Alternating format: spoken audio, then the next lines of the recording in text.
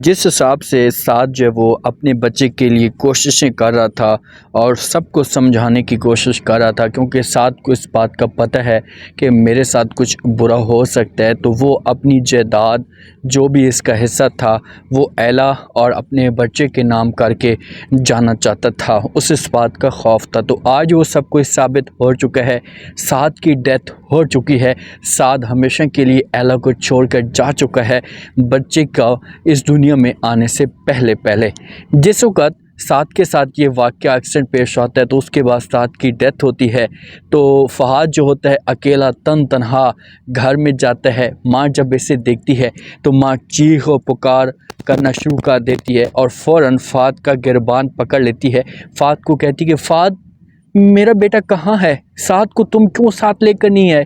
تمہیں ساتھ لے کر آنا چاہیے تھا، تمہیں کیا ہو گیا ہے؟ کہاں ہے میرا بیٹا؟ بار بار یہی باتیں کر رہی ہوتی ہے، تو یہاں پر فہد بھی بڑا پریشان ہو جاتا ہے۔ اپنی ماں کو سمجھانے کی کوشش کرے گا، ماں کو بولے گا کہ ماں جی بہتر سے ہی ہوگا کہ اب آپ اسے ہمیشہ کے لیے بھول جائیں، کیونکہ اب وہ ہم میں سے نہیں رہا، ہمیں ہمیشہ کے لیے چھوڑ کر جا چکا ہے۔ تو جس وقت یہ باتیں سنے گی جہاں پر ماں تو صاف الفاظ میں انکار کر دے گی، یہ بولے گی کہ ایسا نہیں ہو سکتا، میں کبھی بھی جو اس بات کو ایکسیپٹ نہیں کروں گی، مجھے چاہیے تو صرف اس ساتھ چاہیے۔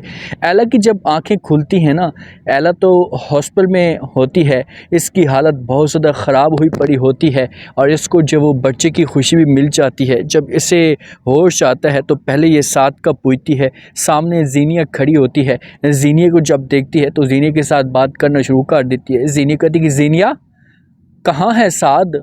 سعد کو بلاؤ، وہ اپنے بچے کو دیکھنا چاہتا ہے، جب اپنے بچے کو دیکھے تاکہ اسے خوشی محسوس ہو۔ آپ لوگوں نے آخر کار میرے ساتھ ایسا کیوں کیا؟ مجھے انجیکشن کیوں لگوائے؟ جب مجھے جو وہ میری ٹریٹمنٹ کیوں کی؟ میں اپنے بچے کو سعد کے ساتھ دیکھنا چاہتی ہوں، میرا بچہ جو وہ میرے سعد کے ساتھ ہی ہوگا۔ تو فہد والے بڑے پریشان ہو جاتے ہیں، زینب بھی بڑی پریشان ہوگی، اب سمجھانے کی کوشش کرے گی، لیکن اب چڑیاں کھیت چو کر جا چکی ہیں تو ہاتھ میں کچھ بھی نہیں آئے گا۔ جو ہبا ہوتی ہے نا، ہبا کے پاس اب چانس آ چکا ہے اور ہبا جو ہے نا اب طنز کرنا شروع کر دے گی، کیونکہ ایلا کے لیے اب آگے جا کر مشکلات بڑھیں گی۔ ایلا کو یہاں سے گھر لے کر جاتے ہیں، بچے کو بھی ساتھ میں اٹھاتے ہیں فہد والے، ماں تو گھر کے اندر بیٹھی ہوتی ہے۔ ایلا جب وہاں پر پہنچتی ہے تو جو فہد ہوتا ہے یہ بھی پہنچتا ہے، تو گود میں بچہ ہوتا ہے اس کے پاس اور اپنی ماں کے سامنے پیش کر دیتا ہے۔